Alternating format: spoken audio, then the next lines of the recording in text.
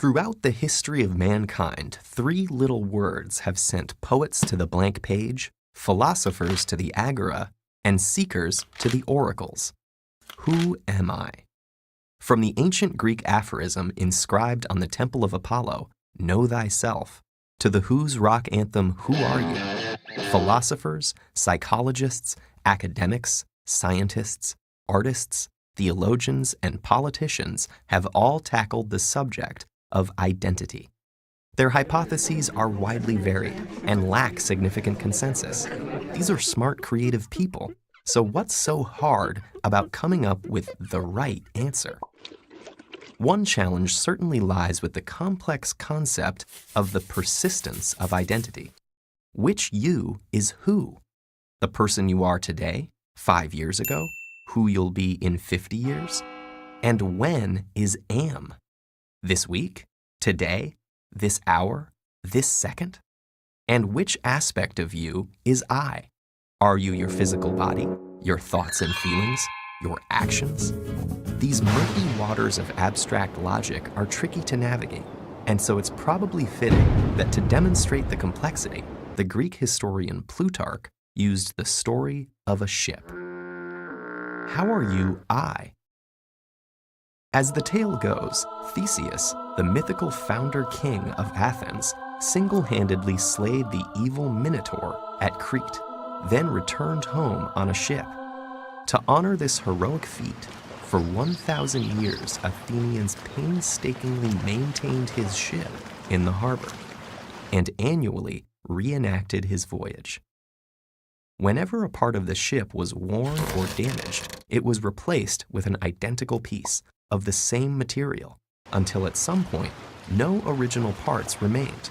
Plutarch noted the ship of Theseus was an example of the philosophical paradox revolving around the persistence of identity.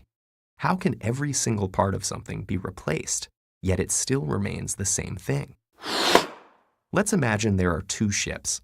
The ship that Theseus docked in Athens, Ship A, and the ship sailed by the Athenians 1,000 years later, Ship B. Very simply, our question is this: does A equal B?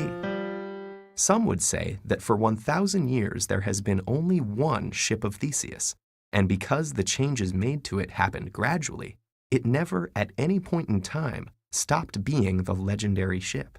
Though they have absolutely no parts in common, the two ships are numerically identical, meaning one and the same, so A equals B.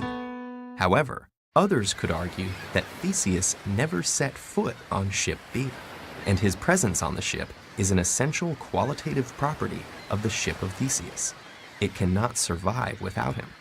So, though the two ships are numerically identical, they are not qualitatively identical. Thus, A does not equal B. But what happens when we consider this twist? What if, as each piece of the original ship was cast off, somebody collected them all and rebuilt the entire original ship? When it was finished, undeniably, two physical ships would exist, the one that's docked in Athens and the one in some guy's backyard. Each could lay claim to the title, the Ship of Theseus, but only one could actually be the real thing. So which one is it? And more importantly, what does this have to do with you? Like the ship of Theseus, you are a collection of constantly changing parts. Your physical body, mind, emotions, circumstances, and even your quirks, always changing, but still, in an amazing and sometimes illogical way, you stay the same too. This is one of the reasons that the question, who am I, is so complex. And in order to answer it, like so many great minds before you, you must be willing to dive into the bottomless ocean of philosophical paradox. Or maybe you could just answer, I am a legendary hero sailing a powerful ship on an epic journey. That could work too.